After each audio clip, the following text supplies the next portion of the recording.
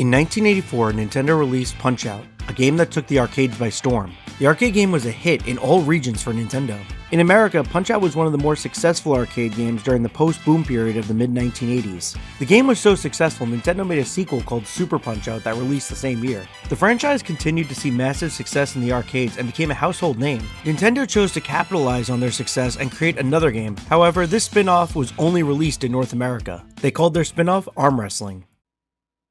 Arm Wrestling was a game developed by Nintendo R&D3, the same team that created the Punch-Out! Series. It's the final dedicated arcade game that Nintendo developed and distributed. The game shares multiple similarities to the Punch-Out! Arcade games, including the use of multiple screens, similar visuals, and even the same graphics engine. The goal is to become the World Arm Wrestling Champion by defeating as many opponents in arm wrestling as possible. The player must compete against 5 different computer opponents and pin them in a timed match. The opponents are Texas Mac, a stereotypical Texan with a cowboy hat, Kabuki, a Japanese sumo wrestler, Mask X, actually Bald Bull from Punch-Out! In a mask, Alice and Ape 3, a little girl controlling a robot monkey via remote, and lastly Frank Jr., an homage to Frankenstein's monster as popularized in the 1930s films. These 5 characters are the only enemies you face in the game, and you will be facing them multiple times. The cabinet is very similar to the Punch-Out! Cabinet as it uses 2 CRT monitors. The game doesn't use a normal arm wrestling mechanic, in fact it uses something closer to the Punch-Out! Cabinet. Controls consist of a button and a 2-position joystick that can also be pulled straight up from the panel. Before the match begins, a referee gives a signal to begin each match. Touching any control before the signal is given results in a foul.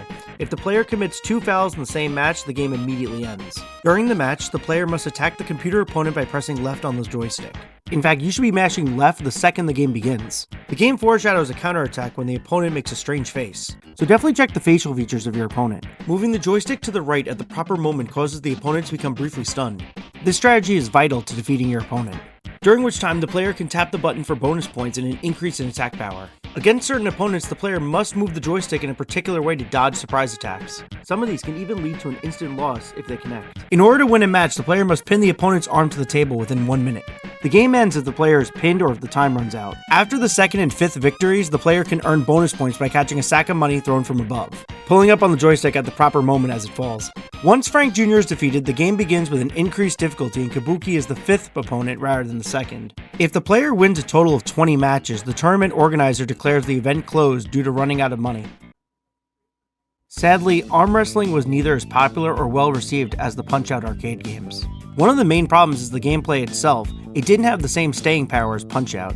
You see, Punch-Out! Had strategy, patterns, and progression, while arm wrestling, it mostly had sore wrists and broken joysticks.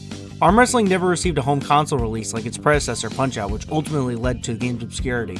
And to make matters worse, arm wrestling was only released in North America. The game does have a small niche following online, but that's kind of it.